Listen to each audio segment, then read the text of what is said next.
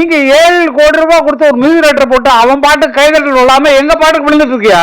நீ பொட்டு வச்ச தங்க கோடம் ஊருக்கு நீ மகுடம் போட்டோம். அந்த பாட்டை போட்டு நீங்க ஆடுனீங்கன்னு அர்த்தம். சொர்க்கமே என்றாலும் அது நம்மூரை போல வருமா? ஓ 7 கோடி ரூபாய் கொடுத்தவன் பாட்டு கிட்டாவல, எங்க பாட்டை போட்டவன கைதட்டல் வருது. ஏன் ஜோடி மஞ்ச குருவி நாடுன்னு பாட்டு தான். சாஞ்சாடு நெஞ்ச தழுவின்னு மியூசிக் போட்டவன்ல ஓன் பாட்டு கிட்டாவலையா? எங்க பாட்டு போட்டவன ஆளுக்கு கையிட்டான், உச்சில் அடிக்கிறான், டான்ஸ் ஆடுறான். அப்ப அதுக்கு கூலி எங்களுக்கு வரணும் இல்ல?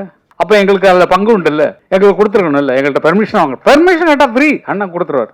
இப்போ கேட்காம போட்டுறதுதான் அவருக்கு கோவம் வர்றது காரணம். எங்கிட்ட கேட்கல, எங்கிட்ட பெர்மிஷன் வாங்கல அப்படின்னு சொல்லி சண்டை போடுறது காரணம் பணத்தை ஆசை இல்லை சார், கொட்டி கிடக்கு சார். அஜித் படம் அதெல்லாம் ஒன்றும் இல்லை, எங்க பாட்டு அவ்வளவுதான். ஒன் மியூசிக் போட முடியல, எங்க பாட்டு தான் உனக்கு ஜெயிக்க வைக்குது அப்படிங்கிற சந்தோஷத்தோடு இருப்போம் நாங்கள். அது கேட்டுனா இன்னும் சந்தோஷமா கொடுத்துருக்கோம். கேட்கலங்கிறதுனால தான் கொஸ்டின்.